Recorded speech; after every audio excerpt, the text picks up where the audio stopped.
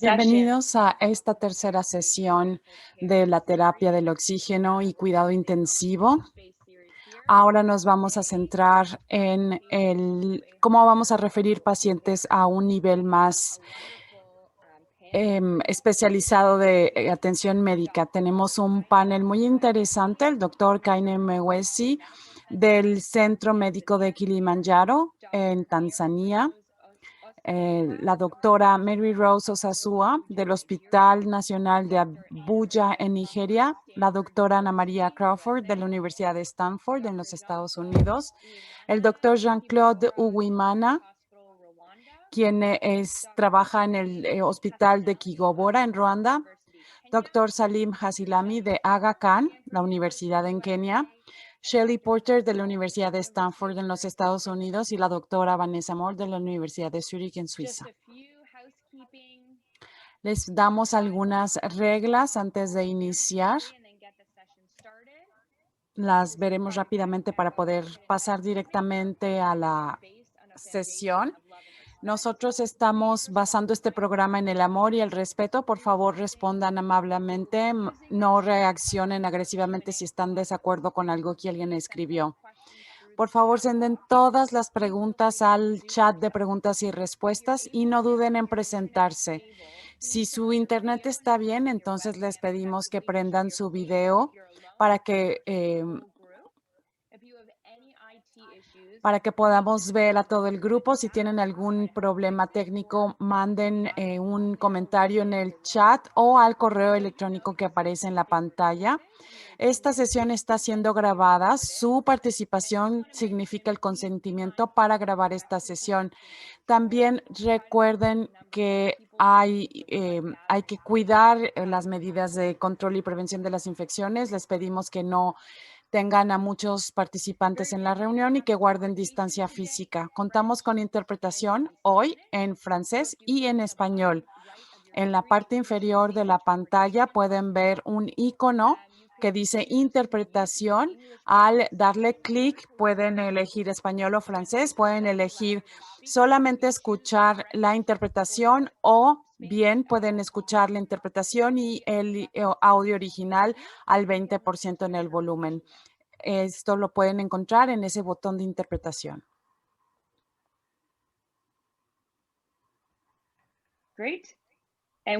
Muy bien, entonces ahora les cedo la palabra a nuestros presentadores. Me llamo Anna Crawford. Les voy a hablar de algunas cosas antes de iniciar formalmente con este taller. Muchos de ustedes ya vieron el Centro de Recursos Pedagógicos. Voy a compartir la pantalla para que ustedes puedan ver de qué se tratan y cuáles son los recursos disponibles para ustedes. Todos nuestros materiales están en este Centro de Recursos Pedagógicos bajo el curso de las series de oxígeno. Ustedes debieron haber ya recibido un enlace para que puedan abrir una sesión. Recuerden que la neumonía de los niños es la primera razón o causa de muerte en los niños menores de 5 años. Hipoxemia también aumenta el riesgo de la muerte, pero se puede detectar rápidamente usando la pulsioxiometría y esta con la terapia del oxígeno puede reducir el riesgo. Luego vemos todos los contenidos de esta serie en la que estamos participando. Estamos en el módulo 2, es decir, las series de discusión de casos. Y también recuerden que tenemos un video de advertencia que les voy a poner ahora y después les hablaré acerca de las alianzas y los recursos que participan en este Centro de Recursos Pedagógicos.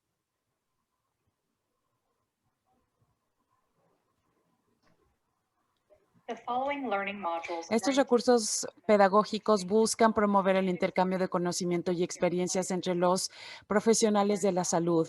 Estos módulos de aprendizaje no buscan sustituir el juicio clínico y la decisión independiente de los profesionales de la salud cualificados. Los que vean este material son responsables de sus propias decisiones clínicas.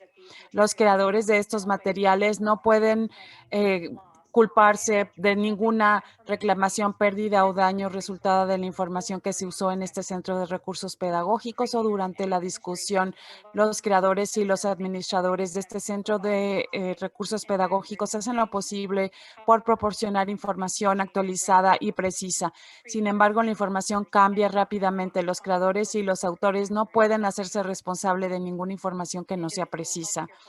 Los profesionales de la salud son los responsables de adaptar la información para que encaje en los recursos disponibles y las normas de cuidado de sus propias instituciones.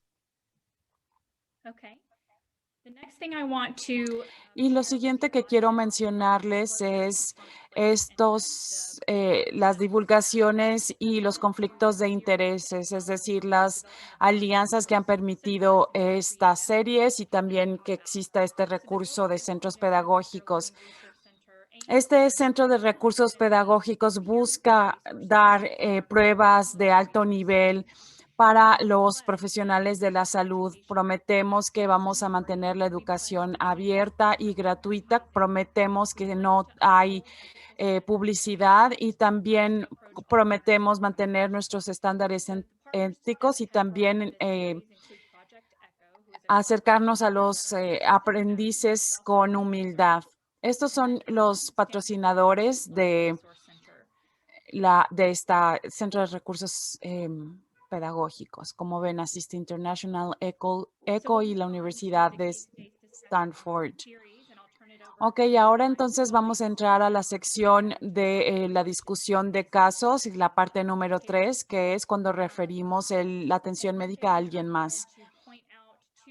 También quiero mencionarles a los aprendices es que a lo largo de esta discusión ustedes pueden acceder a todos estos materiales en cada recuadro donde hay una pregunta. Ustedes le pueden dar clic al recuadro y van a entonces ver las referencias o los recursos que puedan ayudar a debatir acerca de este caso. Recuerden este clip en la parte superior derecha. Si le dan clic, pueden descargar material.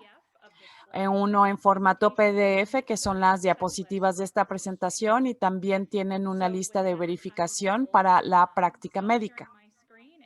Bien, ahora les presento al doctor Keino y a la doctora Mary Ross, quienes serán los moderadores de este debate. Thank you. Muchísimas gracias. ¿Está listo para empezar? Listo. Muy bien. Thank you. So as introduced, my name is Dr. Mohamed Kaino. Me llamo Mohamed Kaino y trabajo en el Hospital Internacional de Kenia. Ya no trabajo en el Hospital de Kilimanjaro. Es una aclaración que quería hacer con respecto a la presentación que se hizo de mi persona. Bien, ahora vamos a ver este caso como apertura de esta sesión. Pero antes de eso, quisiera que viéramos los objetivos de este taller. Los objetivos para esta práctica son 9. La primera es el contar con herramientas para la toma de decisiones, para saber cuándo hay que admitir a los pacientes en el hospital usando los protocolos y los criterios de administración de los hospitales. También hay que definir la forma ligera, severa y moderada y severa de la COVID-19. También desarrollar una toma de decisiones para decidir cómo aislar a los pacientes que se sospecha tienen COVID-19. También es diseñar los protocolos de seguimiento para las terapias de oxígeno, de escalación, decidir cuándo un paciente necesita recibir evaluación de un médico más especializado o experimentado. El siguiente objetivo es decidir cuándo un paciente necesita recibir evaluación del equipo de cuidados intensivos y cuando no se cuenta con un centro de cuidados o unidad de cuidados intensivos hay que decidir cuándo es que se envía a este paciente a otro hospital y reconocer qué tan crítico podría ser la atención médica que se puede dar al paciente fuera de una unidad de cuidados intensivos, y esto es cuando ustedes no cuentan con una unidad de cuidados intensivos. Y por último, entender cuándo se debe de referir al paciente a un centro de cuidados más especializados. Estos son los objetivos. Bien, les presento el caso. Yes, keep scrolling. Yeah, thank you. Pueden seguir avanzando. Muchas gracias. Este es el caso que vamos a estudiar. Ustedes pueden poner preguntas en el chat de preguntas y respuestas, y de tanto en tanto estaré revisando para ver cómo podemos responderlas. Bueno, entonces este es un hombre de 36 años que llegó al departamento de emergencia porque tiene 2 días con disnea y tos seguida. Entonces, en el departamento de emergencia, el paciente está recibiendo una evaluación para ver si hay factores de riesgo para COVID-19. Lo aislaron de otros pacientes y está usando una mascarilla. Cuando están evaluando a este paciente, se dan cuenta que es un colega de ustedes. Ustedes están usando equipo de protección personal para todo contacto de gotas y precauciones de partículas aéreas. Estamos viendo los signos vitales: temperatura 37 grados centígrados, la presión sanguínea 110/74, frecuencia cardíaca 94, frecuencia respiratoria 18, y niveles de saturación de sangre en el oxígeno es 92%. Entonces lo ponen en una terapia de oxígeno de 5L por minuto con unas cánulas nasales, y se dedican a empezar a ver el historial del paciente y hacer la evaluación física. Vemos que el paciente está sano, pero tuvo un antecedente de bronquitis. También tuvo una reparación de la hernia inguinal en 1988. Esto hace mucho tiempo. No está usando actualmente ningún medicamento. La madre falleció. También el padre falleció, la madre falleció, tiene una hermana más joven y tiene 2 hijos que están sanos. Trabaja como médico, no fuma, no usa drogas ilícitas ni tampoco abusa del alcohol.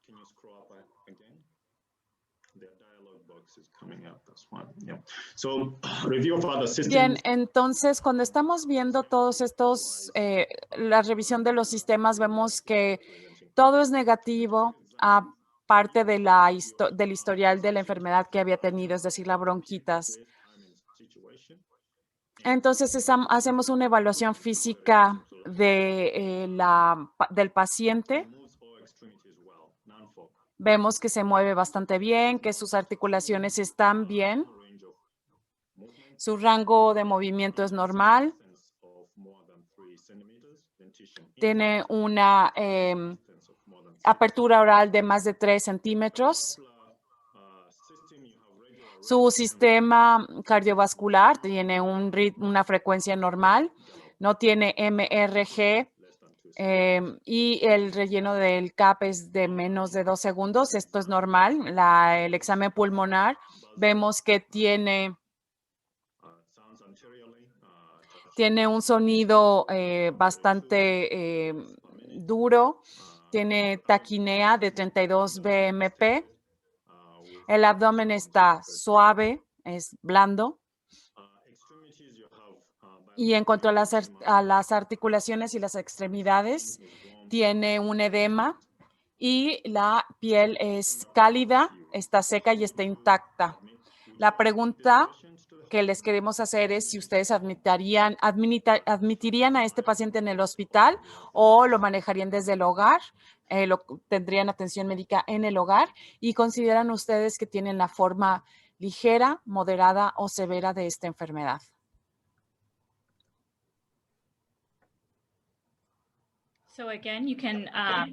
Recuerden que pueden poner las respuestas en el chat de preguntas y respuestas.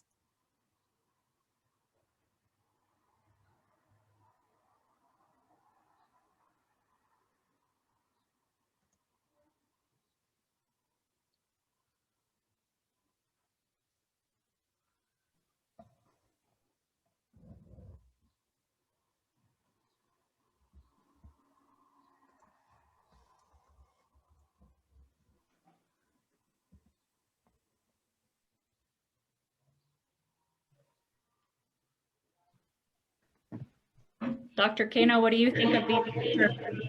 ¿Qué piensa usted, doctor, de este paciente?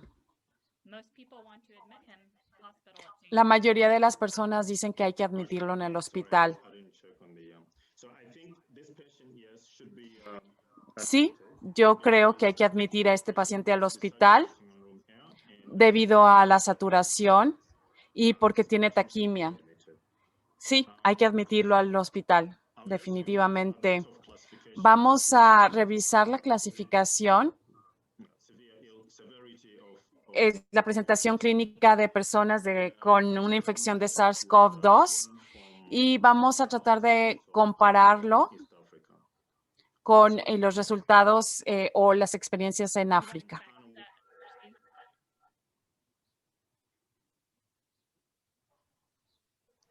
Okay, so I'm just going to touch base with a bit of maybe classification here. Veamos aquí la clasificación entonces. So we can click on the question force for you. Dándole clic en el recuadro, vamos a ver. Compare with, yeah. And scroll down to asymptomatic, pre-symptomatic infection. Perfect. Hasta abajo dice infección asintomática y presintomática. The first class is asymptomatic or presymptomatic. La primera clasificación es asintomática o presintomática y es cuando tiene una prueba positiva de SARS-CoV-2, Or any other new es decir, mediante una prueba PCR o cualquier otro método de detección de SARS-CoV-2, pero no presenta ningún síntoma en lo absoluto, tract infection or lower ningún tipo de presencia o síntoma respiratorio. And then class 2 is El tipo 2 es cuando ustedes tienen la forma ligera, tract infection. es decir, son síntomas de infecciones como podría ser la fiebre, la tos, la dolor en la garganta, el náusea, dolor de cabeza, dolor en los músculos, vómito, diarrea, pérdida del gusto y del olfato. And other symptoms that have been listed here. But these do not have Sin embargo, estos no incluyen la falta de respiración, disnea o exerción. who show Y estos son pacientes que tienen for imaging and who have una respiración, una enfermedad respiratoria y que tienen una saturación de sangre en el oxígeno mayor al 94 a temperatura ambiente. Y la enfermedad severa es cuando la saturación de sangre en el oxígeno es más de 94% y que tienen frequency of more than 30. una frecuencia respiratoria que es mayor a 30 respiraciones por minuto y el PaO2 o FiO2 es menor a 300 miligramos. Y por último, la enfermedad crítica es cuando hay una falla en algún órgano. You can just leave it here. I'm just going to mention another classification of disease based on Nosotros contamos con otra clasificación que tiene que ver con la severidad y esta definición la utilizan algunos hospitales en África. Y obviamente según cada each other. hospital existen diferentes clasificaciones. Nosotros tenemos diferentes categorías, asintomático o presintomático. El severa, es ligera, moderada o severa. Es decir, asintomático es que no tiene ningún síntoma. Ligera es que tiene fiebre, fatiga, pero That is seen on the chest exam. realmente no presenta ningún problema o ninguna anomalía en el pecho. And they can be allowed to go home or they can Y este tipo de pacientes los podemos tratar desde su hogar o quizá puedan ir al hospital y quedarse ahí 1 o 2 días para monitorear la tráquea y las vías respiratorias. respiratory tract infection. Y luego tenemos la forma moderada, donde el paciente tiene todos los síntomas que la primera categoría, Have difficulty in breathing. Chest pero van a tener dificultad para respirar. they may have chest exam y quizá en la evaluación del pecho resulte que tienen neumonía. Y la tercera clasificación, una infección moderada, el paciente tendrá dificultad para respirar, pero que la frecuencia respiratoria será igual o mayor a 25. El SpO2 sería mayor a 90. Y la cuarta sería la infección de las vías respiratorias severas, en donde tiene todos los síntomas, pero la saturación sería mucho menor a 90. La frecuencia respiratoria será mayor o igual a 30. Y en la evaluación del pecho mostraría definitivamente neumonía. Vean cómo estas definiciones son diferentes, pero son similares.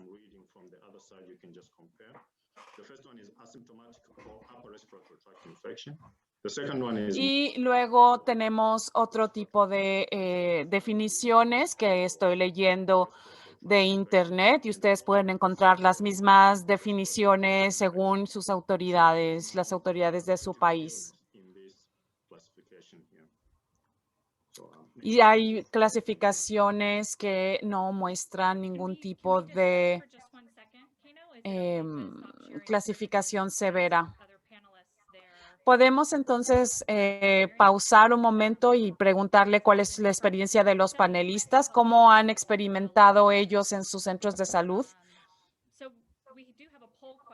Tenemos una pregunta de la encuesta y debido a que esta pregunta era si queríamos o no admitir al paciente en el hogar, quizás si ustedes pueden empezar a responder esta pregunta de la encuesta. Su centro de salud puede enviar a los pacientes a su hogar con oxígeno. Al ver la severidad de esta enfermedad de la COVID-19,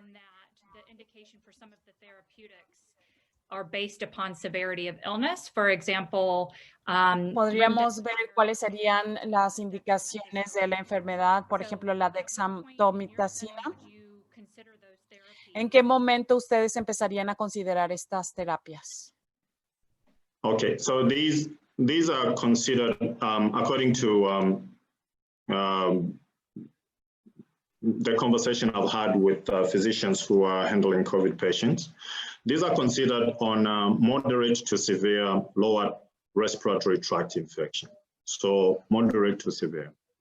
Just not that they don't have the critical illness here. Okay.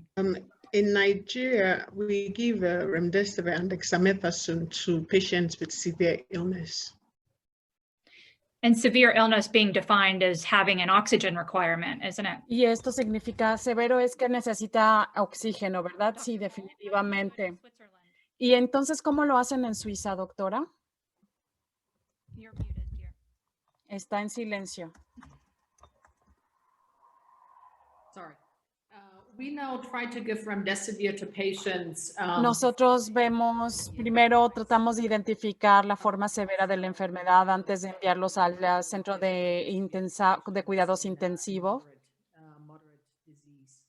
Y tratamos de enviar a los pacientes con una enfermedad moderada a su casa. We still currently follow the initial SCCM and ESICM guidelines of mild, moderate, and severe ARDS and COVID.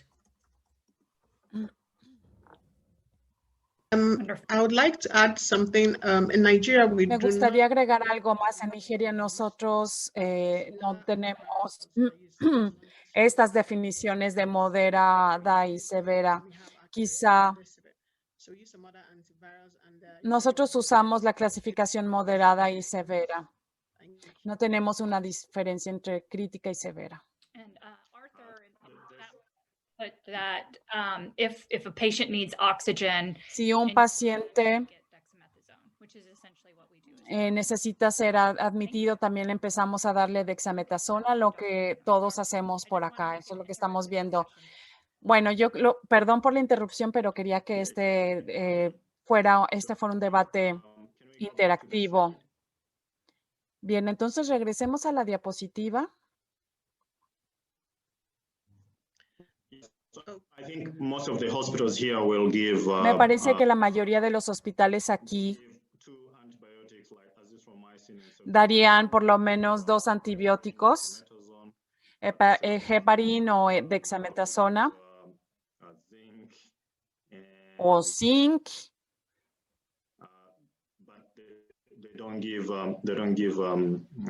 antiretrovirals pero no les dan antirretrovirales, for severe illnesses. incluso cuando la enfermedad es severa. They don't have it, or No sé si es porque no tienen antirretrovirales is not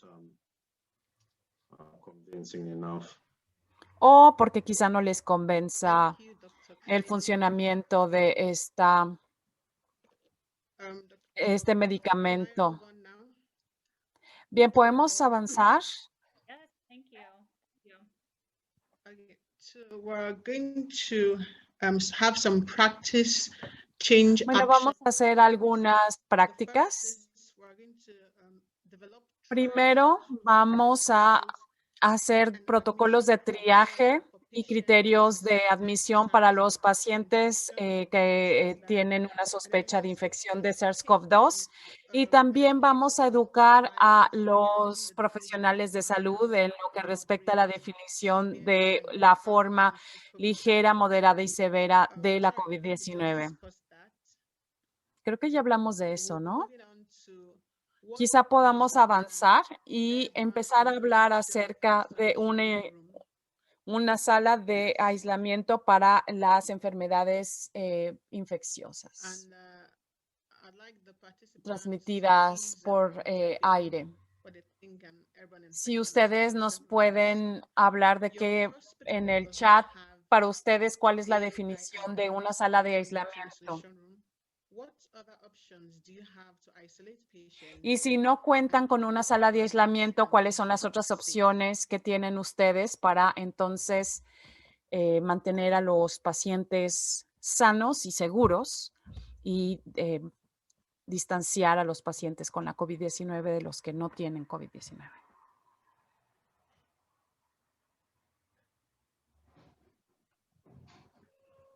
We encourage participants to please type in the answer. Entonces, les pedimos a los participantes que usen el chat para poner ahí sus respuestas.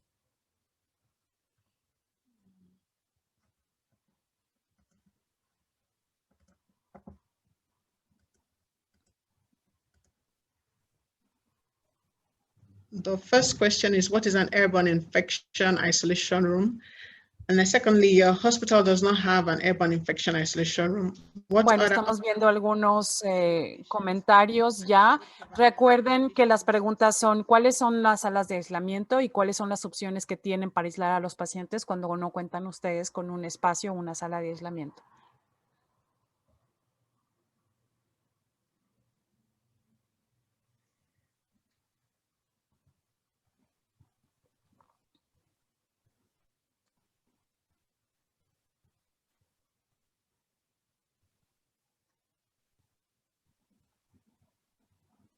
Okay, I can see someone has typed in a negative. Estoy viendo las respuestas y alguien puso una sala de presión negativo, contar con un sistema de ventilación de presión negativa.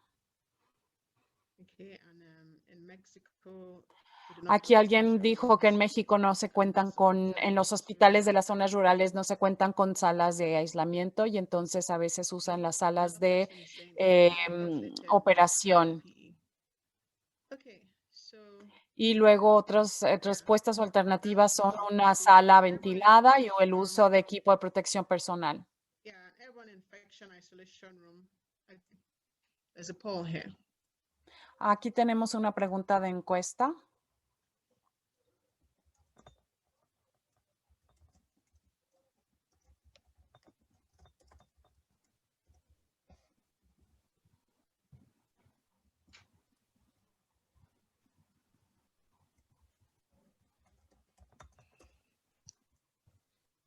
La Okay. pregunta es si en su centro de salud ustedes cuentan con una sala de presión negativa. The airborne infection isolation. Respuesta Okay, sí o so no. what other options do we have to isolate our patients? What are we using Y right ya now? hablamos de las otras Because we have to opciones. treat these ¿Nos pueden patients hablar de who lo que have the están airborne usando infection actualmente isolation room. ustedes cuando no tienen una sala de aislamiento? And there has been ¿Cómo said atienden a infection estos isolation rooms are, pacientes? yes, rightly, negative pressure rooms where Y sí, we en put, efecto, patients salas de with, presión negativa, airborne infections that can be easily transmittable. porque sabemos que estas transmisiones, estas infecciones se pueden And the transmitir negative rápidamente. pressure about it is that it Y traps air into the room. It doesn't let the air la leave presión the negativa room. hace que So that el it aire se doesn't quede en la spread the sala, infection. no When sale it's de la in sala, there, entonces la it's not infección no se propaga. air into the room. Entonces, digamos And que la then infección the se air queda can atrapada en easily esta spread. sala y hay cambios de aire, So, if I etcétera. may, Mary Rose, a lot of the building Hay engineering muchos edificios design that we have actualmente in que place están for diseñados infection para, isolation rooms para tener salas de aislamiento. Y muchos de los diseños se basan en la tuberculosis y el problema con esta sala es que solamente admiten a 1 o 2 personas por sala, pero usan un sistema de ventilación central para jalar el aire de la sala y usan filtros EPA para filtrar el aire de estas salas. Y los sistemas de ventilación cambian completamente el volumen de aire en una sala y esto va rotando por hora y por día y con esto se genera una presión negativa porque justamente el aire está siendo succionado. ¿Y por qué es bueno tener una presión negativa? Bueno, porque cuando abrimos la puerta no queremos que el aire de la sala salga al resto del hospital. Entonces, el objetivo de tener presión negativa es succionar el aire hacia adentro del cuarto del paciente y poder mantener a salvo a los pacientes. Es algo muy común en los hospitales, pero también hemos visto que hay muy pocos lugares en el mundo que cuentan con este recurso. Así que necesitamos encontrar alternativas para aislar a los pacientes y para poder usar ventilación natural y abanicos, etcétera, para poder reproducir un escenario de un riesgo bajo para los Thank you pacientes. very much, Anna. Gracias, Ana. Okay, so I'm pretty sure everybody is treating COVID in one capacity or the other in their countries. Todo el So- mundo está teniendo que atender a pacientes con la COVID-19. Exactly. Entonces, bueno, una sala de presión negativa es una opción, pero hay otras formas en las que podríamos cuidar a nuestros pacientes para poder mantenerlos a salvo y a los proveedores también. Una es tener salas bien ventiladas para que entonces las partículas de aire no se queden en el cuarto por mucho tiempo. Y otra forma de usar los abanicos es para que entonces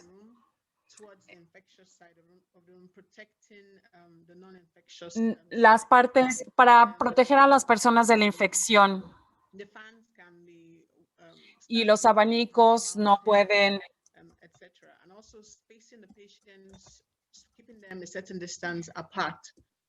y luego también es mantener la distancia física.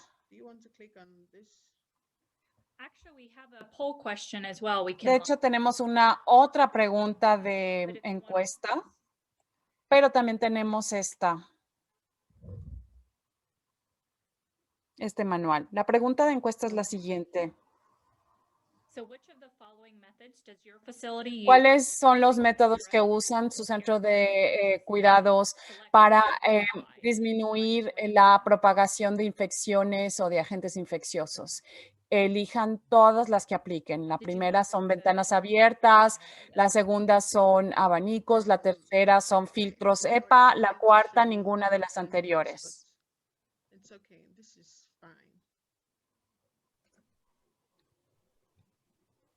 Another thing as shown in this poll is some En esta encuesta también muestra cómo hay hospitales que cuentan con filtros EPA y que ayudan a filtrar el aire de estos cuartos.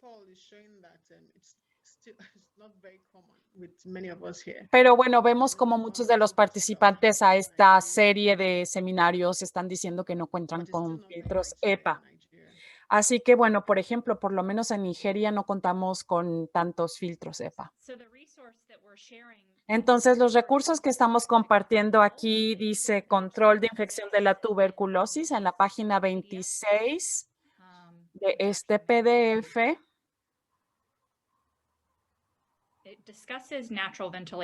Entonces habla acerca de la ventilación natural y de los abanicos. Esto es lo que usted quería, ¿verdad? Así es. Si necesitan entonces más información para diseñar espacios de pacientes para aislamiento y el uso de la ventilación, este es un muy buen recurso. Este les puede ayudar a poder diseñar salas de aislamiento para las enfermedades infecciosas que se contagian por partículas en el aire. Gracias, Ana. Sorry, I just wanted to make sure that everybody knows what HEPA filters are. Quiero nada más asegurarme de que todos sepan lo que son los filtros EPA y son filtros de aire con alta eficiencia y buscan filtrar el 99,5,7 de las partículas que están en el aire y que son 0,3 micrones. Entonces, bueno, esto es lo que significa el filtro EPA para que todos sepan. Son filtros de alta filtración. Filtran partículas muy pequeñas. Continuing with our presentation, if you can scroll up, I think we are done with the practice change items. Bien, vamos a seguir avanzando. Además de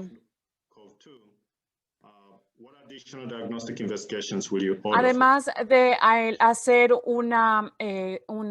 usar el hisopo para poder detectar el SARS-CoV-2, ¿cuáles serían las otras investigaciones diagnósticas que podríamos pedir o solicitar para este paciente?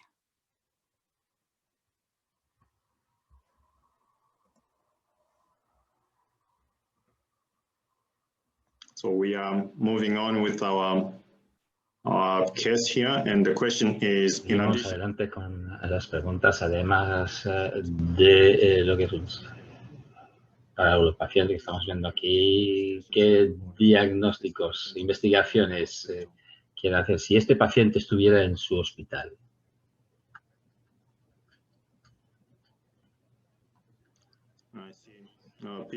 Veo, y la gente, en cuanto al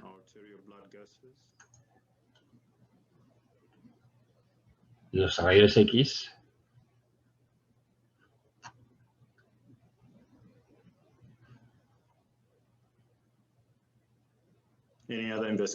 ¿alguna otra investigación? ¿Alguna otra cosa más? Si tienen un paciente COVID en su hospital, ¿qué clase de investigación, qué clase de averiguaciones van a intentar tener?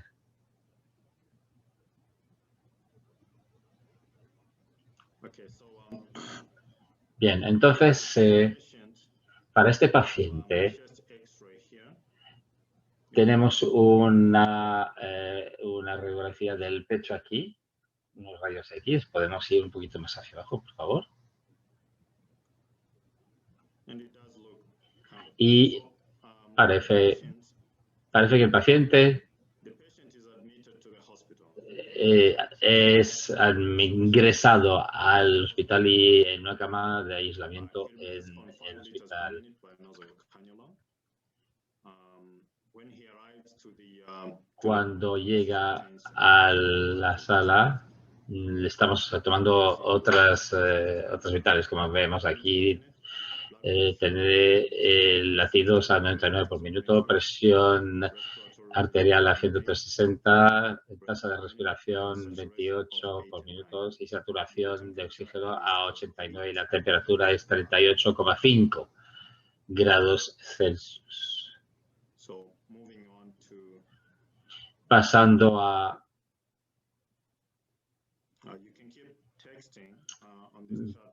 pueden seguir con sus mensajes en el chatbox si tienen idea de otras investigaciones que gustarían tener, pero vamos a otras cuestiones por cuestiones de tiempo, si les parece bien. Así que aquí hay una pregunta. ¿Cuándo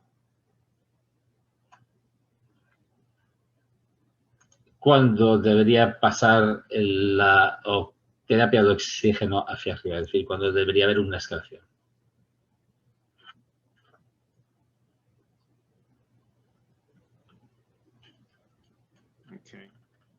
Muy bien.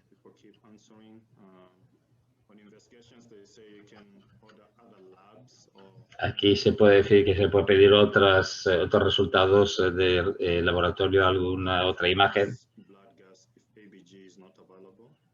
Si el APG no está disponible.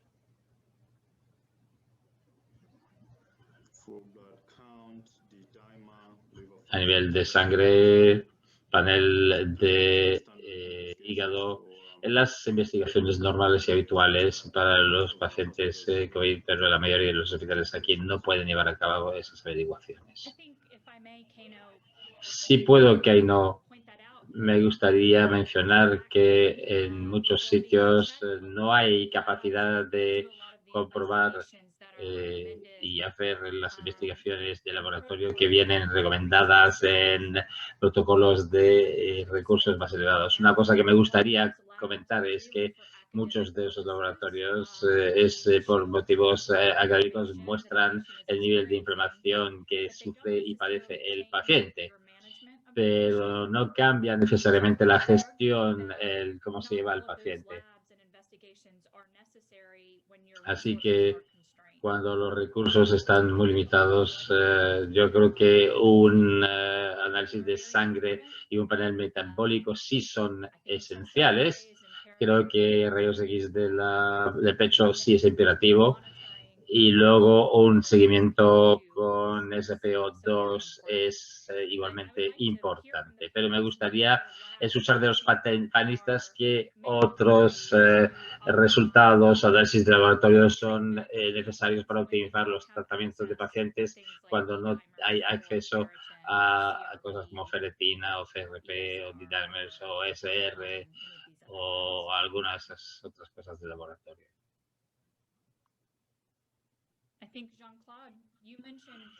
Creo que Jean-Claude mencionó unas pruebas de hígado y ferritina. Todos estos análisis están al alcance y posibles en su hospital.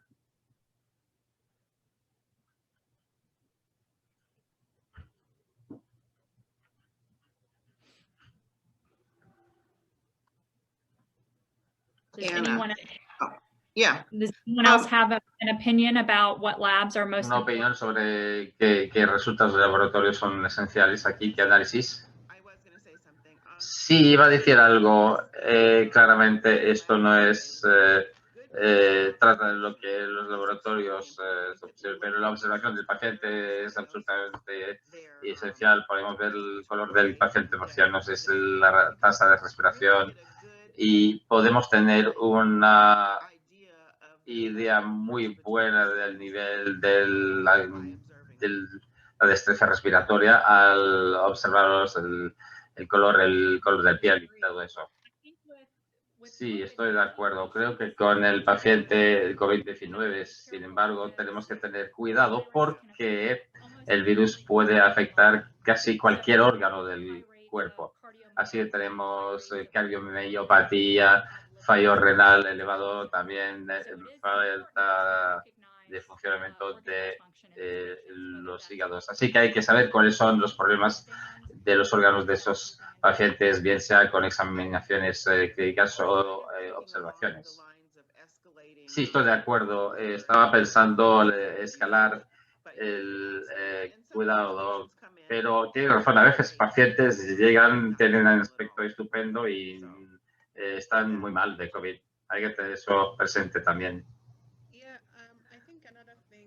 Creo que otra cosa es una cultura de sangre, porque realmente puede acabar en sepsis en un entorno como el nuestro, donde puede haber una infección bacterial. Creo que una cultura de sangre es esencial y puede ser de gran utilidad. Y los electrolitas también, como se ha mencionado, a la hora de ver qué daños ha causado a los órganos. Así que electrolitas permiten comprobar algo de eso. En cuanto a culturas, diría que es una cultura SPEDUM. Muchos pacientes con neumonías virales y con bacterias superimpuestas para poder determinar qué tipo de antibióticos se puede tener que utilizar. Muy bien. Y para esos hospitales donde no tienen esas investigaciones y no pueden mandar a los pacientes a otro lugar, creo que tenemos que dar una alternativa de lo que pueden venir haciendo si el paciente no puede ser enviado a un centro avanzado dentro del sistema de colaboración. Creo que en Sudáfrica la mayoría de los hospitales tienen esas investigaciones, así que esas investigaciones se van a hacer en los hospitales y el resto están aquí. Pero en cualquier caso, si el paciente es demasiado frágil para ser transportado o no sabe dónde van a llevar al paciente, creo que lo que es importante aquí es hacer un seguimiento del paciente utilizando los signos vitales para determinar la terapia y específicamente a nivel de saturación.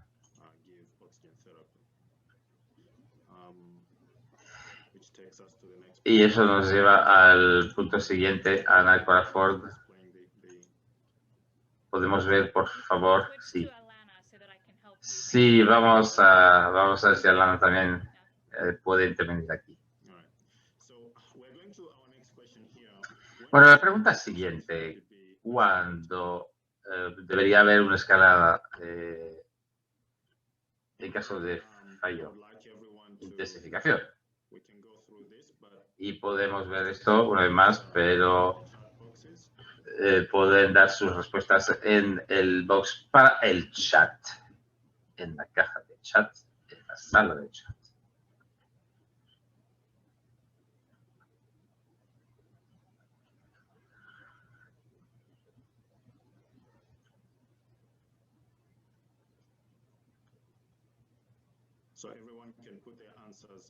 Así que pueden poner sus respuestas en la sala de chat sobre lo que piensan de cuando el oxígeno debe llevar una intensificación, un incremento.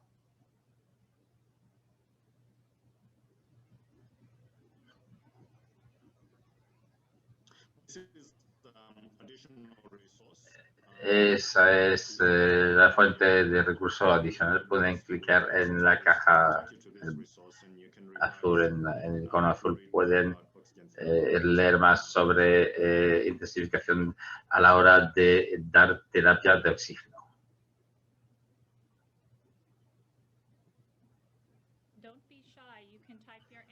No tengan miedo, pueden dar su respuesta en la zona de chat. ¿Cuándo intensifican? ¿Qué signos le llevan a intensificar la terapia de oxígeno para sus pacientes? No tengan miedo de contestar en la sala de chat.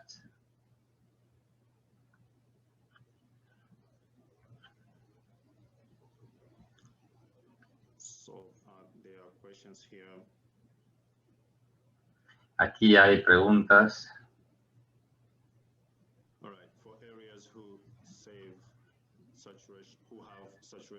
Cuando hay saturación, el protocolo puede ser seguido, sin embargo, en zonas, ¿qué es lo que se puede hacer en los centros cuando no es el caso? Bueno, en situación ideal, los oxímetros de pulso deben utilizarse cuando están disponibles, pero puede ser que la gente tenga oxígeno, pero no oxímetro de pulso, así que deben hacer un examen clínico y para ver si hay síntomas de hipoxemia y de destreza respiratoria.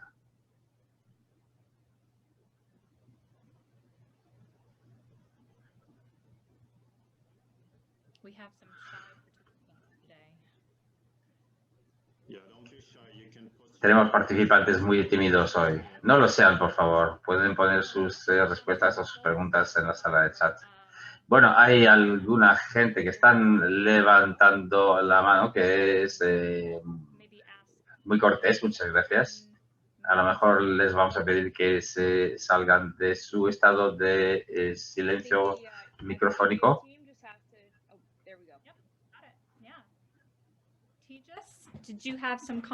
¿Hay algunos comentarios sobre cuándo intensificar la terapia de oxígeno? ¿Igis? Bueno, nuestra sala de chat ha sido anulada, con lo cual no podemos mandar comentarios por escrito.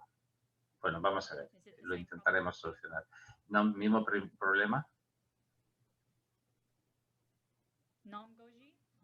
Namgoji? Yes, it's the same problem. Sí, tenemos el mismo problema. Sí, entiendo. Pedimos disculpas por ese problema. Bueno, quizás como panelistas podemos hablar de los signos y síntomas de hipoxemia y destreza respiratoria que nos llevarían a intensificar la terapia de oxígeno. Bueno, parece ser que la sala de chat funciona otra vez. Vamos a ver, incremento en frecuencia respiratoria. Yo pensaba que nuestros participantes eran tímidos, pero quizás era un problema con la sala de chat. Mil disculpas. Pongan sus respuestas y preguntas aquí a medida que los panelistas sigan hablando. COPD, ¿alguno nos acaba de enviar? COPD.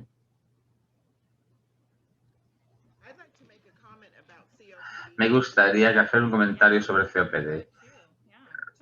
Adelante, adelante. Yo sé que es fuente de preocupación a nivel de altos niveles de oxígeno para gente que tiene la enfermedad crónica de obstrucción pulmonaria.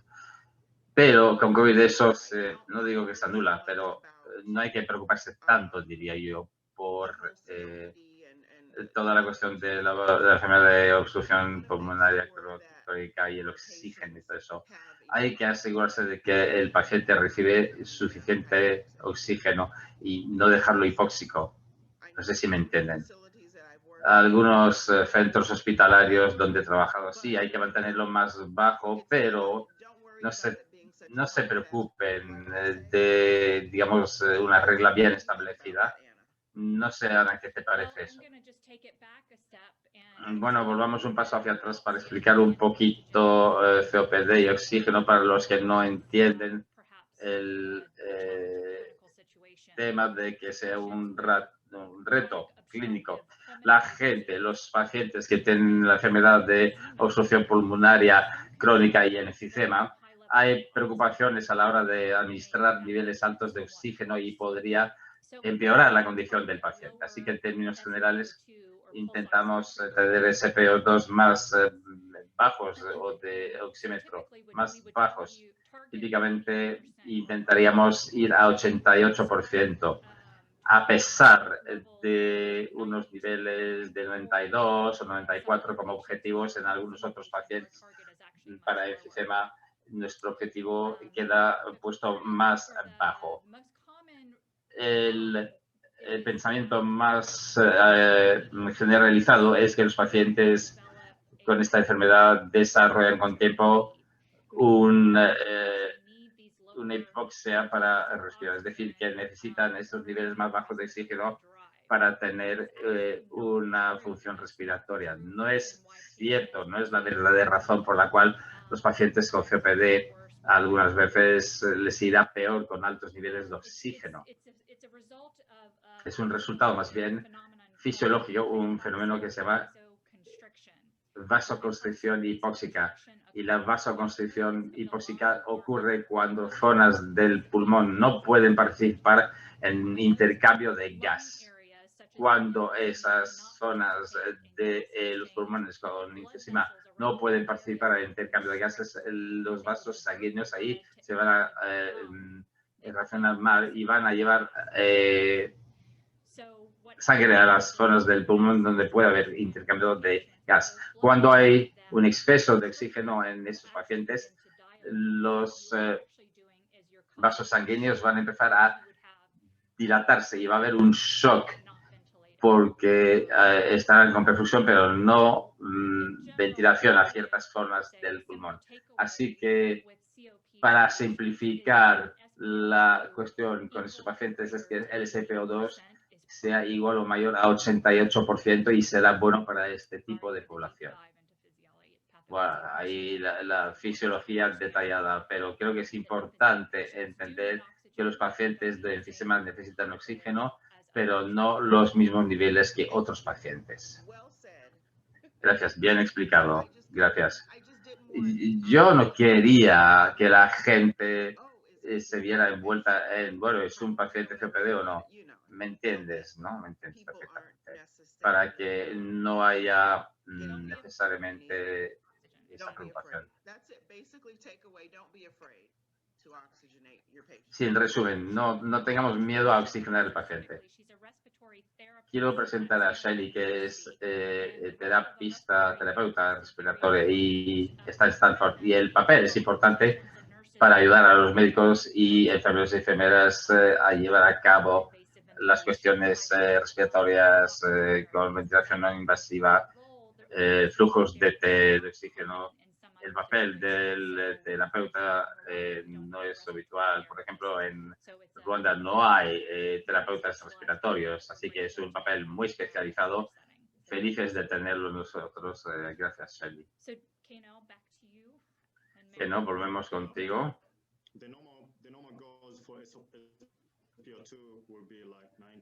Los objetivos serán 90-92 normalmente para pacientes que no están en estado de embarazo y no tienen COPD.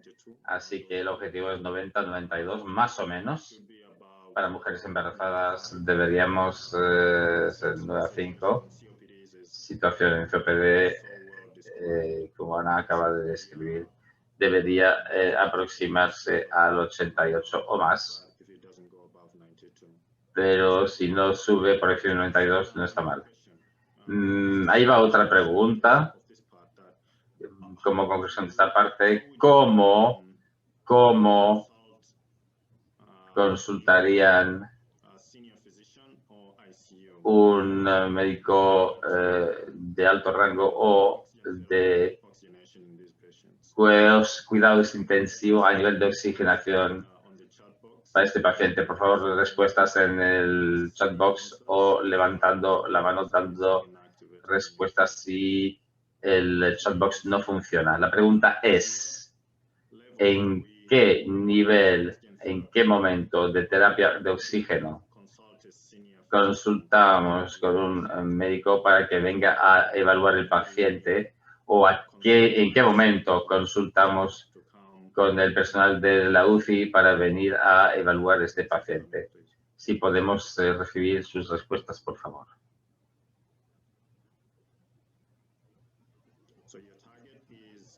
Así que el objetivo es 90 a 92 para pacientes normales de COVID que no tienen otras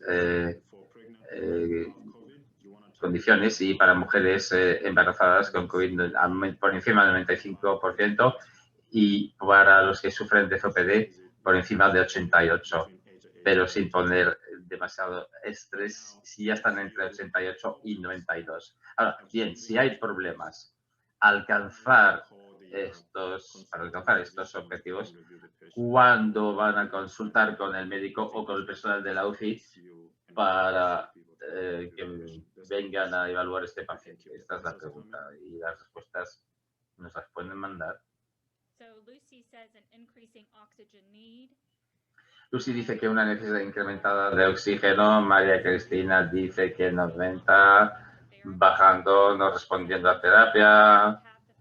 Sabine dice que si tenemos el centro, tenemos que consultar con el médico jefe desde el principio, cuando la decisión de dar a un paciente el oxígeno se tome la decisión de dar oxígeno a un paciente.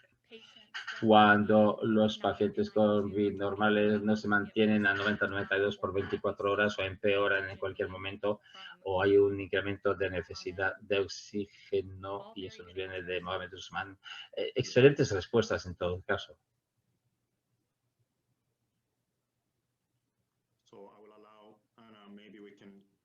Bien, Ana, quizás seguimos hablando con los penalistas de esto a medida que nos vienen llegando respuestas de los participantes.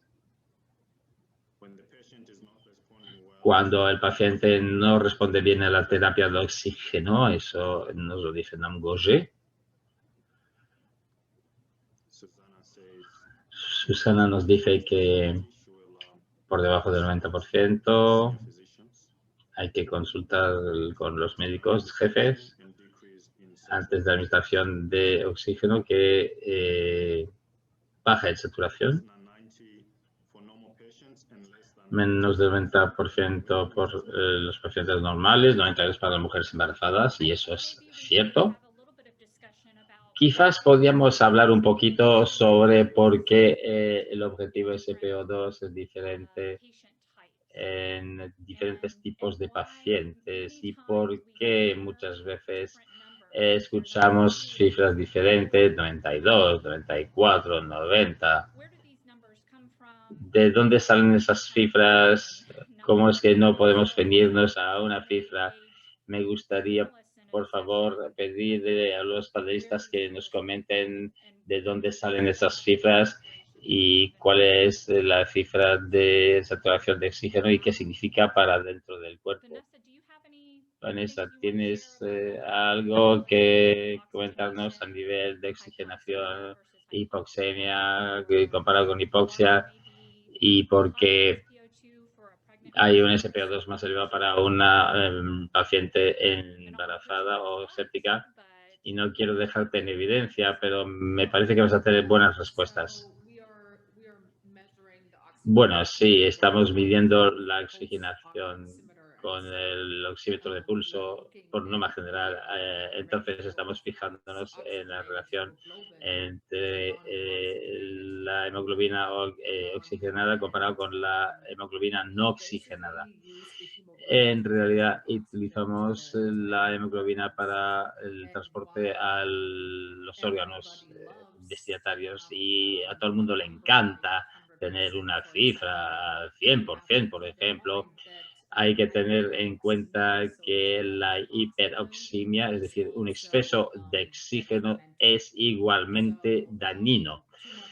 Así que demasiado oxígeno en los pulmones, todos tenemos 21%, pero si hay demasiado oxígeno se puede generar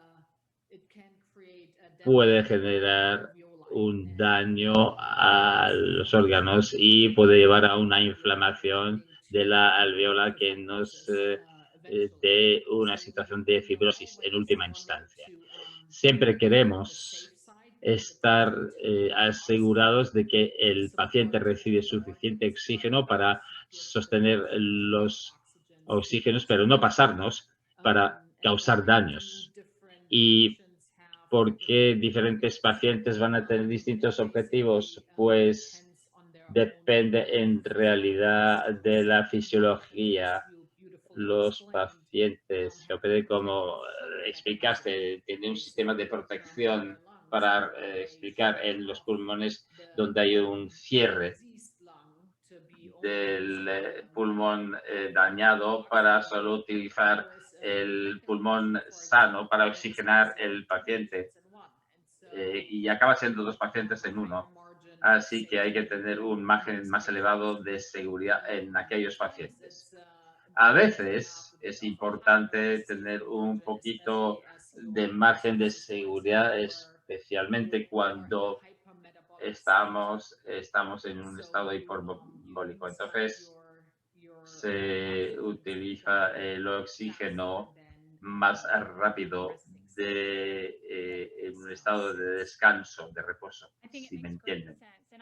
Sí, te entendemos. Y yo también añadiría, Vanessa, que no solo hay una cuestión de demanda de oxígeno, así que si está embarazada o con shock séptico o problemas inflamatorios, va a haber un incremento de demanda de oxígeno. Significa que todos los tejidos y todas las células necesitan oxígeno, con lo cual hay que poner el CPO2 más elevado. Así que la demanda de oxígeno es una variante de la ecuación. La otra cosa que tener en cuenta es la entrega de oxígeno. Si está en un estado de shock, hay un arresto cardíaco, paro cardíaco. Si hay un fallo cardiogénico o cualquier estado de shock y hay oxígeno en la sangre que no puede ser llevado a todos los tejidos y las células. En esa situación también uno quiere tener un SpO2 más elevados. Así que para pacientes normales diríamos que 90%, para pacientes embarazadas más del 92%, para shock séptico u otros estados de shock se tiene que apuntar más arriba del 94%. Las cifras van a variar una vez más, pero el motivo es que no necesariamente la medida de oxígeno en la sangre signifique cuánto oxígeno llegue a los tejidos. Sí, es una forma de medirlo, pero no es infalible y generalizada para todos los casos.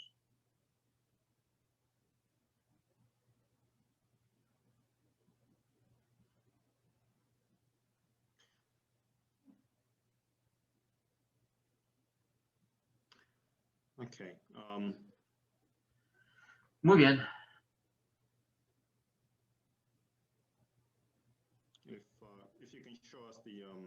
Si nos pueden mostrar otra diapositiva, por favor.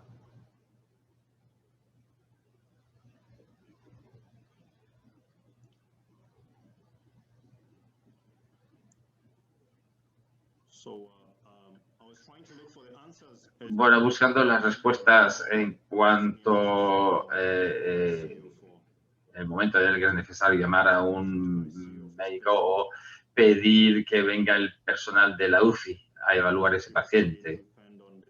Y dicen que depende del FP, los valores de la región de tensión de oxígeno, aparte de la saturación del oxígeno, que otros parámetros pueden ser más precisos, niveles reducidos de conciencia, 6 milímetros de mercurio, lista al 7,2, 15 litros por minuto cuando hay máscaras para respiración y cifras no superiores al 90.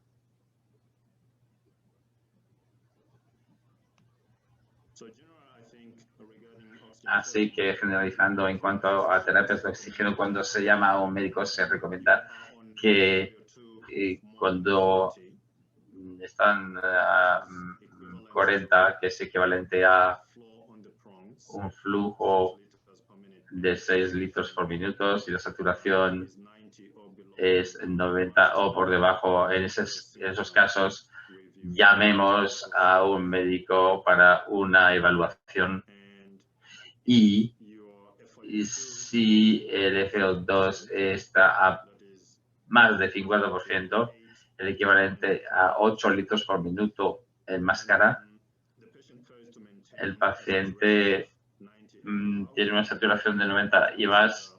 En ese caso, puede ser necesario ver opciones para la UCI. Si está en el hospital, a llamarlos. Si no, a lo mejor hay que enviar el paciente a un centro con más recursos y que tenga una UCI.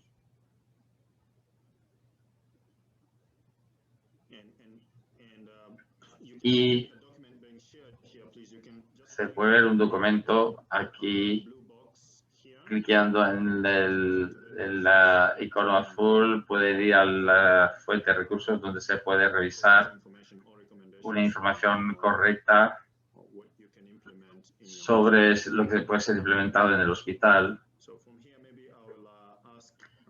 Aquí ya voy a pedir a la doctora Mary Rose que siga con la pregunta siguiente. Mary Rose parece ser que tiene dificultades con el micrófono.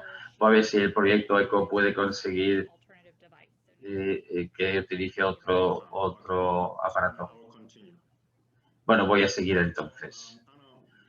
Entonces, Ana, ¿puedo seguir con la pregunta siguiente? Sí, por supuesto, adelante. Bueno, ¿cuál es el papel de la posición?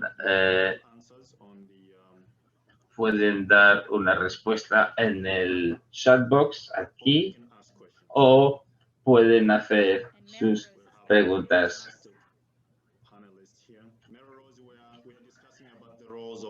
Estamos hablando de cuando hay que ponerse en boca abajo para los pacientes con oxigenación. Sí, ya estoy aquí, gracias. Acabo de preguntar en relación con las preguntas o respuestas a esas preguntas en chatbox.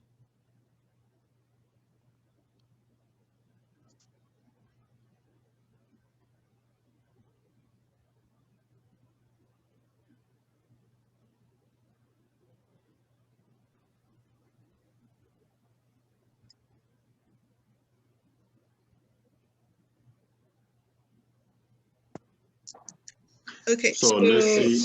Yeah, okay. Continue, Mary Rose. Bueno, Mary Rose, adelante.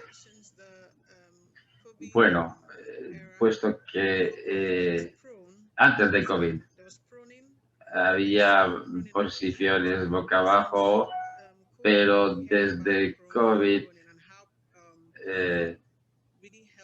tenemos que saber que esto realmente ha ayudado a muchos pacientes con respiradora mecánica para mejorar su situación y muchos pacientes han pasado por esa posición de boca abajo. ¿Cuál es el papel de esa posición boca abajo? Y veo que hay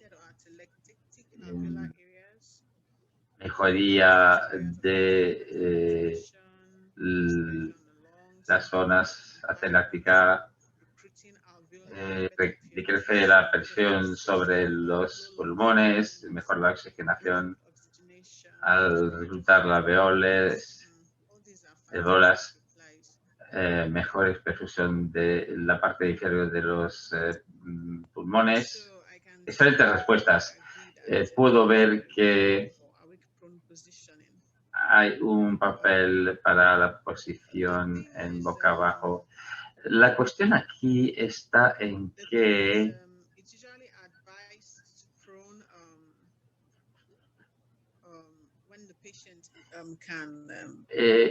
es aconsejable tener el paciente boca abajo para pacientes que no pueden mantenerse en boca arriba. Se deben utilizar muchas veces almohadillas o almohadas y el paciente no debe estar en boca abajo por más de 4 horas. Y hay que ir cambiándole de posición y postura. Ahora nos llegan muchas preguntas sobre la posición de boca abajo. Creo que los participantes, si quisieran que contestáramos a un máximo de preguntas.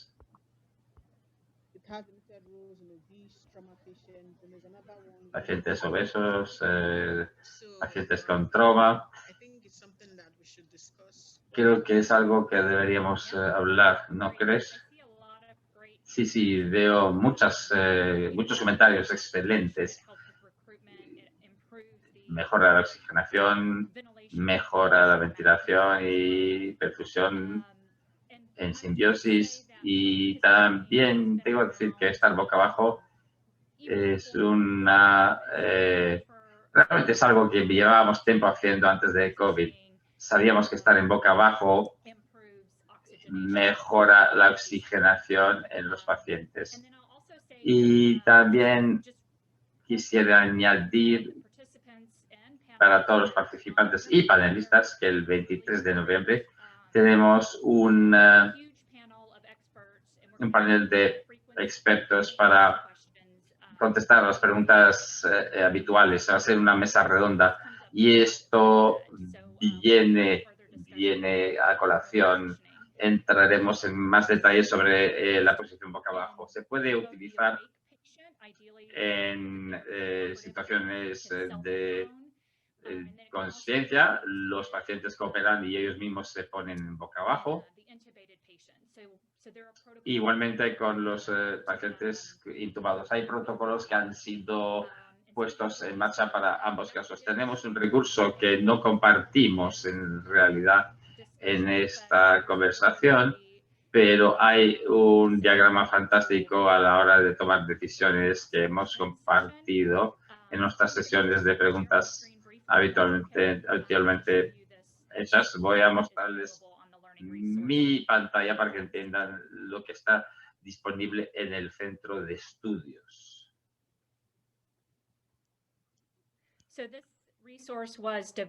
Este recurso fue desarrollado por la Sociedad de Cuidados Intensivos y se puede seguir un diagrama básico para los pacientes conscientes. Muchas cuestiones aquí vienen a nivel de contraindicaciones. Destreza respiratoria es una contraindicación porque ese paciente probablemente necesita intubación, así que la necesidad de intubación es inmediata, inestabilidad hemodinámica o también esto es una contraindicación. Un paciente agitado tampoco le va a ir bien en posición de prono y luego enfermedades o lesiones en la espalda o cirugía abdominal con cicatrices todavía presentes son contraindicaciones. Contraindicaciones también, lesiones en la cara, ataques, obesidad excesiva, embarazo y otras fuentes. Entraremos en detalles de este protocolo y de este documento en nuestra próxima sesión el 23 de noviembre, cuando tendremos un nivel importante de panelistas expertos para abordar las preguntas de la última sesión de oxígeno, igual que esta sesión de oxígeno de Oxygen.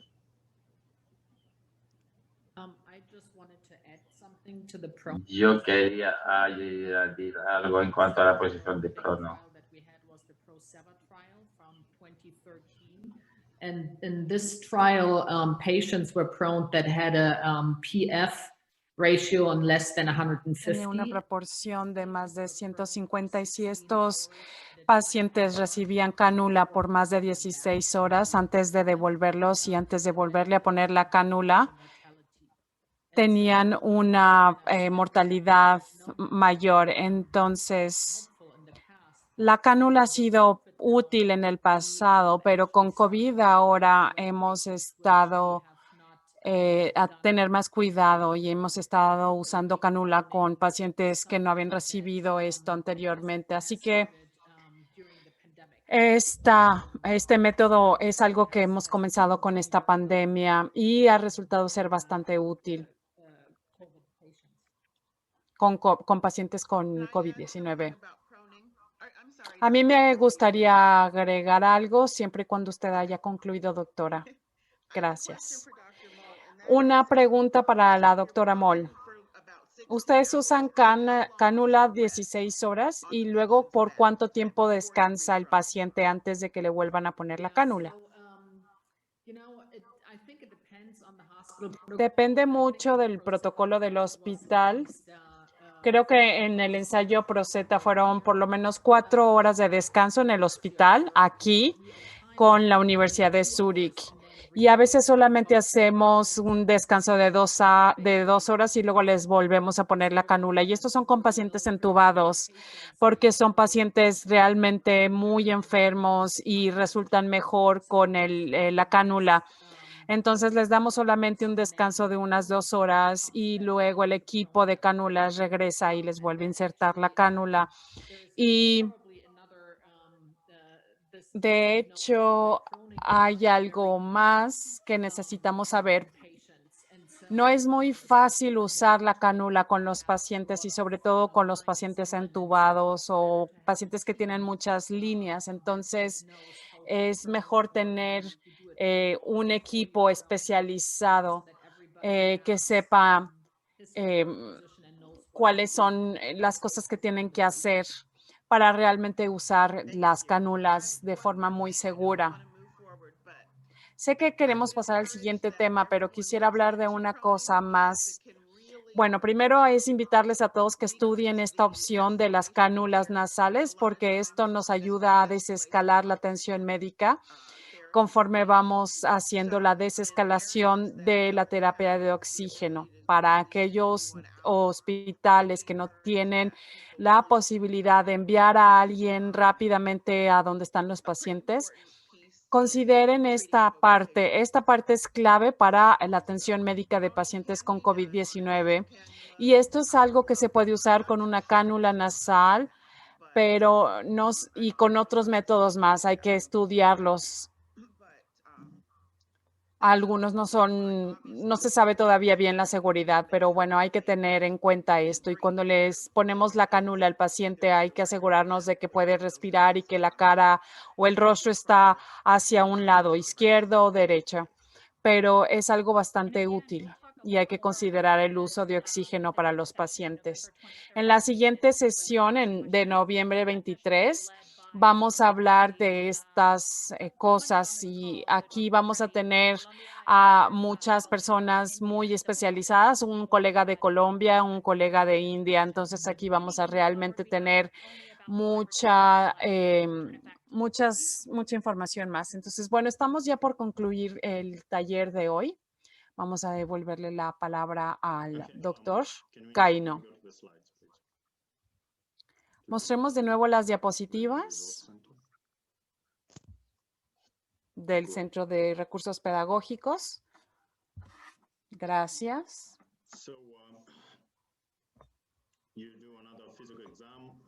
Entonces, hacemos otra vez una evaluación física del paciente. ¿Estamos aquí en la página adecuada?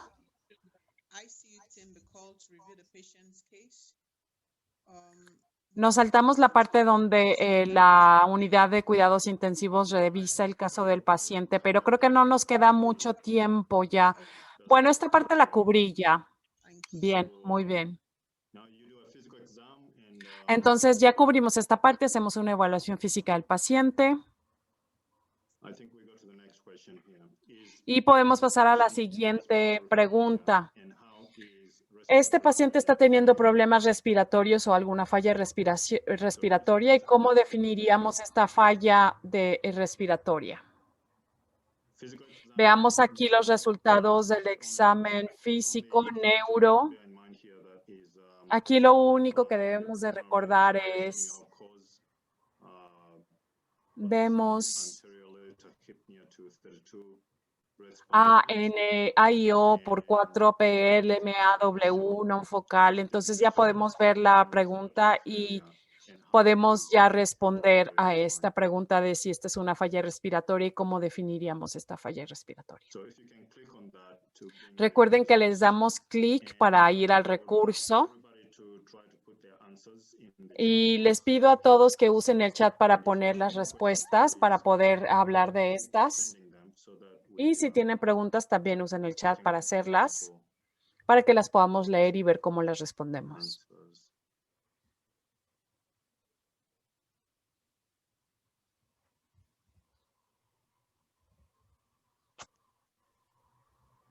So Lucy says respiratory failure is unable. Lucy está diciendo que es una falla respiratoria porque no se puede oxigenar al paciente.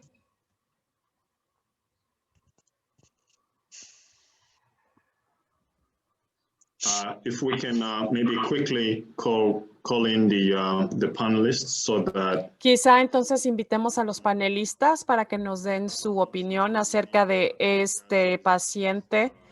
Aparte de los síntomas, vemos los gases, el CO2 que es más elevado que 60. Yo creo que tenemos que ir un poco más arriba para poder ver la respiración más bien, la definición de la falla respiratoria aguda. Y aquí ya está. Gracias. Recuerden que todos pueden ver estos recursos posteriormente y estudiarlos. Aquí tenemos las clasificaciones de la falla respiratoria aguda. Tipo 1 es hipoxémico, tipo 2 es hipercápnico o ventilatorio, tipo 3 es perioperativo y tipo 4 es shock. Del tipo 2, entonces el PCO2 es mayor a 50. El tipo 3, como dijimos, es perioperativa y el tipo 4 es un paciente con una inestabilidad cardiovascular. Yo lo definiría sencillamente como un cambio inadecuado o intercambio inadecuado de oxígeno o de gases. Con la COVID-19 estamos hablando sobre todo de una falla respiratoria aguda, hipoxémica. Raramente hablamos del tipo 3 y del tipo 4. Normalmente hablamos del tipo 1 y tipo 2 cuando describimos a pacientes de la COVID-19, es decir, la inhabilidad o la incapacidad de poder intercambiar gases y oxígenos para esta falla respiratoria aguda. Entonces, por lo general son tipo 1 y tipo 2, hipoxémico o hipercápnico ventilatorio. Puede ser un problema de oxigenación, puede ser un problema de ventilación y puede ser ambos.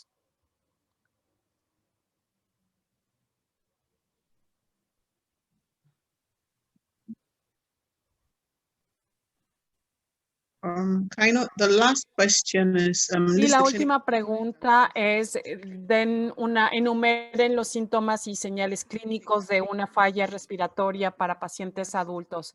Podemos ver esta rápidamente. Quizá solo con responder la incapacidad que tiene el cuerpo de circular sangre. Entonces, sí. Podría ser oxígeno inadecuado, oxigenación inadecuada, pero no olviden también la parte del óxido de carbono. Entonces, quizá también sea tipo 2, una falla respiratoria tipo 2. Y posteriormente podemos ver la parte postoperativa. Y entonces la última pregunta aquí es, enumere los síntomas clínicos para una falla respiratoria en adultos. Si estamos haciendo un monitoreo clínico de este paciente y no contamos con estos gases arteriales en la sangre para poder determinar la presión del CO2 y del oxígeno en la sangre, entonces necesitamos usar los síntomas clínicos y las señales clínicas para decidir si este paciente tiene una falla respiratoria o no. Por favor, pongan sus respuestas en el chat si tienen alguna. Y hay que darle en el recuadro azul para poder entonces ver el material con el que contamos, para ver si entonces podemos ver la respuesta a esta pregunta. Sabine está respondiendo que el paciente está inquieto, tiene pánico, el color de la piel es azul. Luego Sheldon dice que hay un aumento en el ritmo respiratorio, en la frecuencia cardíaca. Play this video and just have people type the descriptions of what they see in the video. Podemos ver el video y en lo que la gente va poniendo sus respuestas en el chat. So type what you see. Escriban, por favor, lo que están viendo en este video. ¿Qué están viendo? Descríbanlo, usen el chat. Ya están respondiendo una disminución en la saturación, disnea, taquipnea, cianosis, transpiración o sudor. Cianosis central y periférica, están diciendo en el chat. So I like when the video shows his neck because you can see excess. Me gusta cuando el video muestra el cuello porque entonces vemos el uso de los músculos en el cuello. Vemos la activación de los músculos en el cuello y eso es algo que no sucede cuando se está respirando normalmente.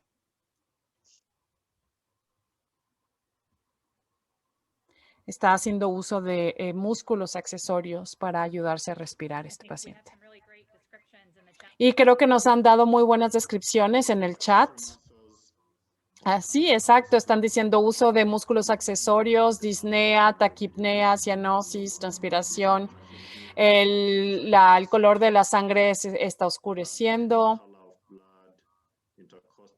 Uso intercostal y subcostal. Recesión intercostal. Muy buenas respuestas. Agreed. Yeah. De acuerdo. Entonces, este paciente tiene señales de severa y quizá presenta taquicardia, taquipnea, flujo nasal, agitación, ansiedad. Son muy, muy buenas respuestas. And mi español es malo, lo siento, but Marta Jimenez says that Una pregunta, Marta Jiménez dice, se ve marcada dificultad respiratoria, tiraje, cianosis, disnea general appearance. y mal estado general. Me parece que lo traduje bien. ¿Tú estás haciendo la traducción, Ana? Sí, estaba intentando hablar español, aunque no lo logro muy bien. Okay, can I add to that? A mí me gustaría agregar algo. Also see that, En el centro de recursos, también cuando le vemos como sit upright and then alter hay algunas recomendaciones acerca de la postura del paciente y todos estos son señales de problemas respiratorios.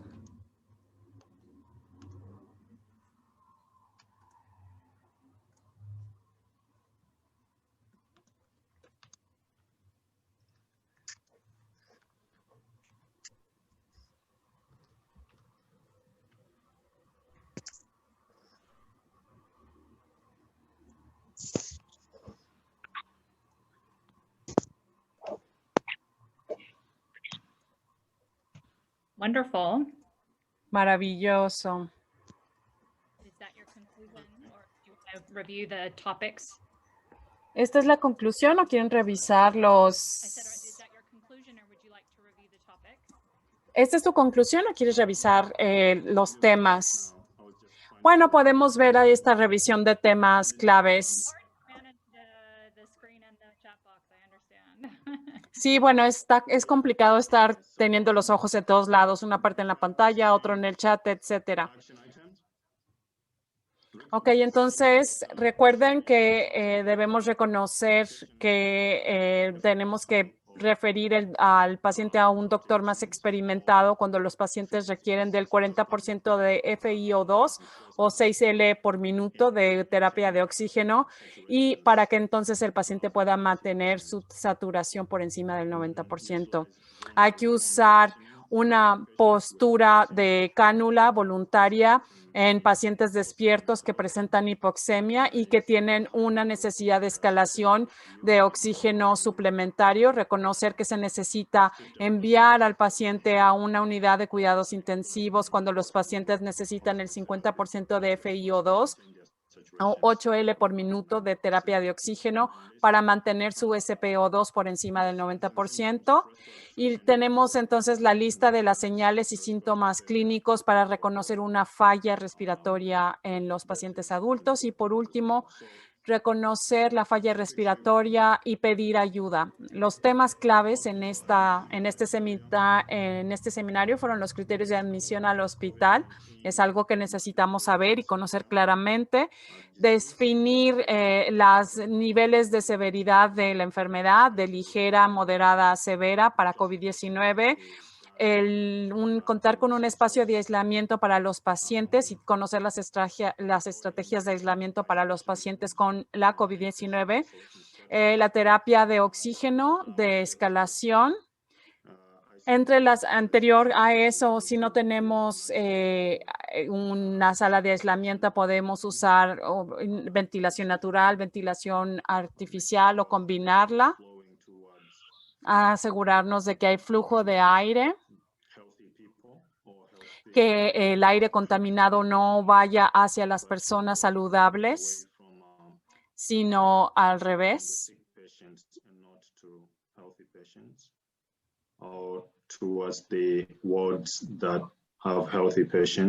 Es decir, hay que evitar que el aire contaminado vaya a las salas donde están los pacientes sanos o que al menos no tienen COVID-19. Hay que reconocer que hay diferentes tipos de pacientes y cada uno necesita una meta de saturación de sangre en el oxígeno. Hay pacientes con COVID que no tengan ninguna comorbilidad que van a necesitar entre 90 y 92%. Los que tienen comorbilidades necesitarán mayor al 95%. Hay que saber cuál es la atención médica y cómo escalarla. Hay que saber cuándo hay que llamar a la unidad de cuidados intensivos y a los cuidados críticos. Hay que saber leer las radiografías, un conocimiento básico de la lectura de radiografías. Hay que despertar al paciente para ponerle la cánula y hay que identificar la falla respiratoria en un paciente. Podemos hacer consultas, podemos pedirle a los pacientes más experimentados, llamar y pedir referencia en hospitales que cuentan con mucho más experiencia de COVID-19. La lectura de la radiografía es muy importante porque tiene muchas indicaciones. Hay que saber leer lo que dice la radiografía. Despertar a los pacientes con cánula ayuda a la oxigenación. Usar los síntomas y las señales clínicas para poder identificar la falla respiratoria. Y eso también es muy importante. No sé si alguien más quiere agregar algo. Mary Rose o alguien del panel. No, la verdad.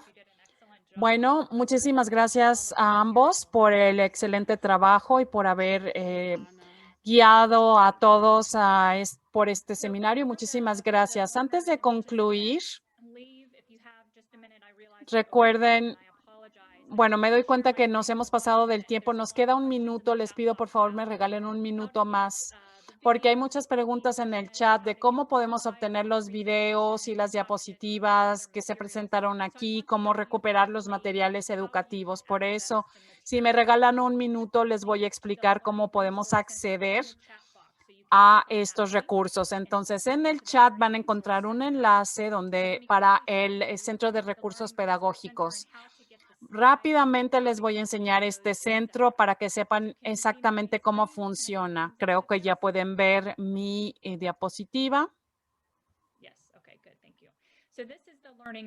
Este es el Centro de Recursos Pedagógicos. Entonces, ustedes pueden ver que nosotros estamos en la serie de Oxígeno. Hay otros cursos en este centro de recursos, pero este es el que necesitamos para esta serie. Le dan clic y le dan continuar.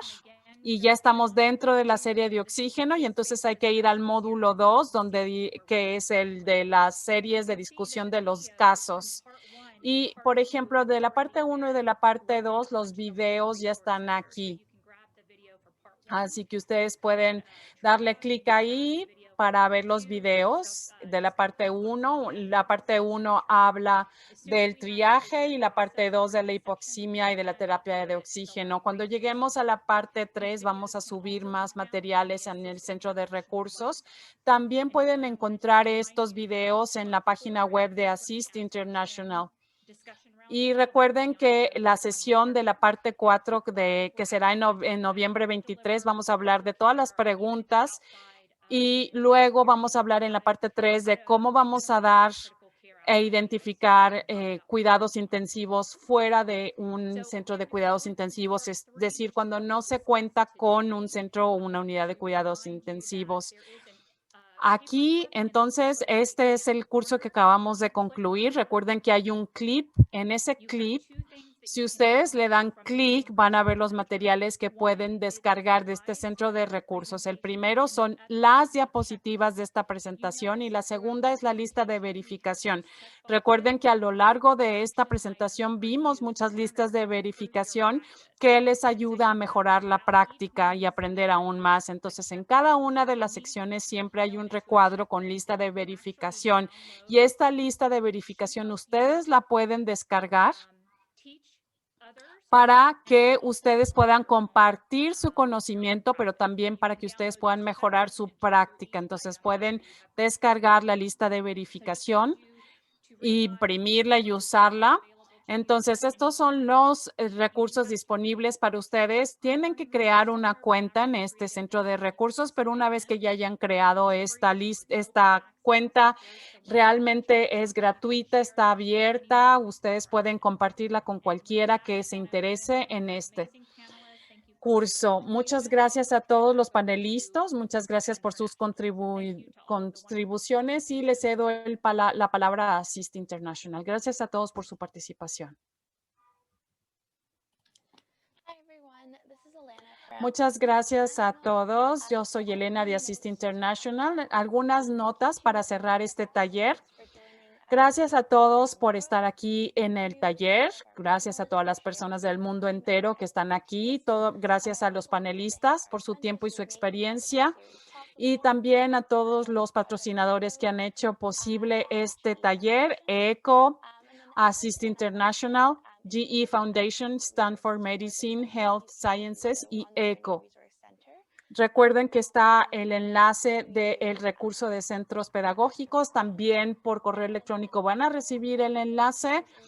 Y vimos algunas preguntas acerca de los certificados. Si quieren tener un certificado de participación, simple y sencillamente tienen que llenar una encuesta que les va a llegar por correo electrónico y después de llenar esa encuesta van a recibir su certificado de participación. Si tuviesen más preguntas, nos pueden escribir a eco@assistinternational.org. Ojalá que se inscriban a las siguientes sesiones, que son la sesión 4 y 5, que les van a llegar por correo electrónico o también están en el chat. Muchas gracias a todos y espero verlos pronto. Una última cosa, todos Quiero decirles que este caso fue real. Un colega no lo presentó y no lo compartió y es un caso de un país de recursos bajos. Si ustedes tienen casos que creen que pueda ser muy bueno para todos, nos lo pueden compartir a mí o a Elena y lo analizaremos y consideraremos para uso en las siguientes sesiones. Muchas gracias a todos.